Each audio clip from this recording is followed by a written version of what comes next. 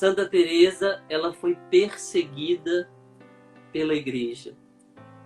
E perseguida primeiro na sua vida. Então, por exemplo, na época tinha a Grande Inquisição Espanhola e era difícil buscar a santidade, só podia mostrar a oração vocal. Depois, como é que ela foi perseguida no seu processo de canonização, né? Então, como é que foi difícil as pessoas falando. E depois ela reconhecida como doutora da igreja, tanto é que a imagem dela... Demorou tanto, tem uma pomba, né? Que a coloca como mestra do Espírito Santo, né? Às vezes a gente fica pensando assim, o que a igreja está vivendo? O que a igreja viveu nesses 2000 anos, ela continua em pé porque existe algo divino nela, né? Você vê a vida desses grandes santos, né? O padre, mas Teresa de Ávila era revolucionária demais para a época.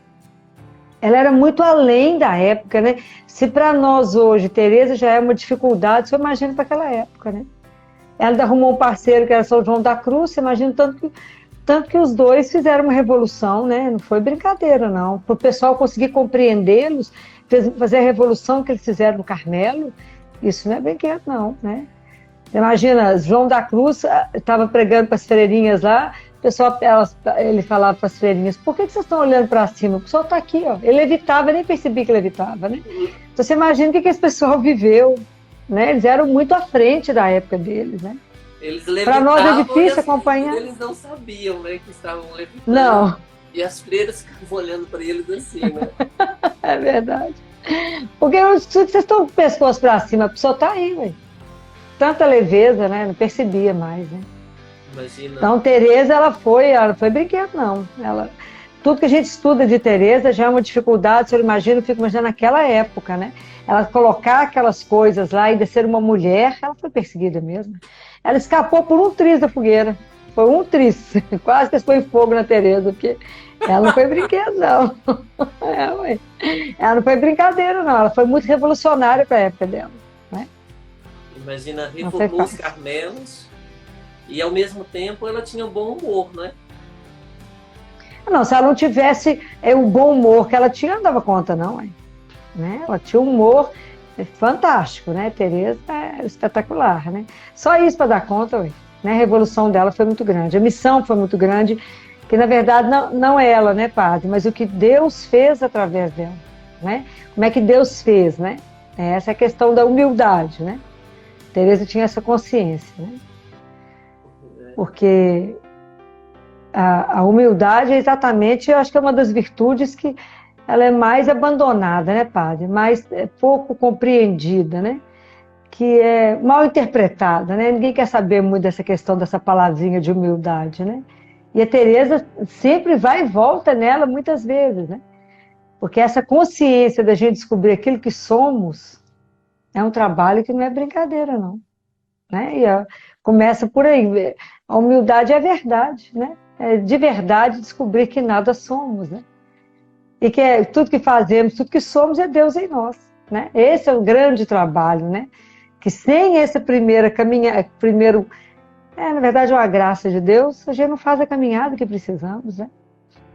Pois é, e eu acho que para a época dela, né, você falou que ela foi quase para fogueira, né? E ela trabalhou quase da humildade, uma questão da profunda obediência a Deus. Então, humildade é relacionada a isso, né?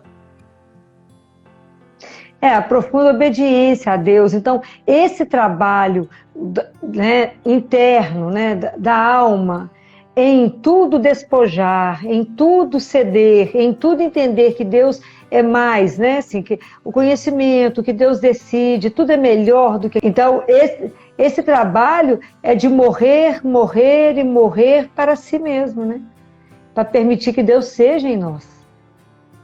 Então, por isso que é um trabalho tão difícil, né, padre? Não, mas é um trabalho que a gente tem que entender que não adianta todo o nosso crescimento, a nossa vida interior, né? Na nossa alma, a gente não consegue dar um passo sem que Deus conceda a graça.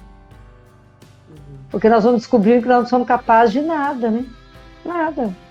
Nós não somos capazes de nenhum progresso espiritual sem que Deus nos conceda. Porque não somos nada, não conseguimos absolutamente nada no nosso crescimento se não for Deus. E é tão interessante, né, que quando a gente começa a perceber, né, que a gente precisa da humildade como o grande início, né, o grande caminho espiritual, né, o nosso grande caminho de santidade, ele tem que passar pela humildade, né? Quando Deus nos concede a graça, né, Padre, das humilhações, né?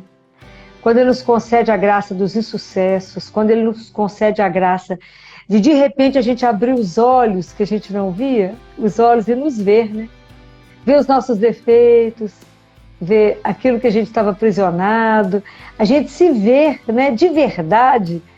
Não é que a gente passou a ser aquilo naquele momento, não, a gente já era, só que a gente não enxergava, né? Naquele momento, é como se o dedo de Deus fizesse assim, deixa eu te mostrar exatamente o que você é, olha a miséria que você é, deixa eu te mostrar. Né? E isso, na verdade, é uma graça. Quando Deus faz isso com a alma, né? Porque, na verdade, Ele corrige as almas que Ele ama, não é assim? Não é assim que Ele fala? É verdade. Eu corrijo aqueles a quem eu amo, né? Porque Ele quer nos conduzir. Não que nós passamos a ser, a gente já era, só que não enxergava, né? É como se tivesse aquele cisco no olho e entra no lugar de muita luz, não consegue abrir os olhos, né? Tereza não fala assim? A gente entra no lugar de muita luz, não consegue abrir os olhos, não consegue ver o que somos. Até que Deus coloca o dedo dele e fala, deixa eu te mostrar. Né? Deixa eu te mostrar as suas referências, aquilo que você é de verdade, não nada que você é. E tudo de bom que você realiza, a bondade que você vê no outro, os atos de bondade, é minha expressão no outro, porque ninguém é capaz de nada no ser eu.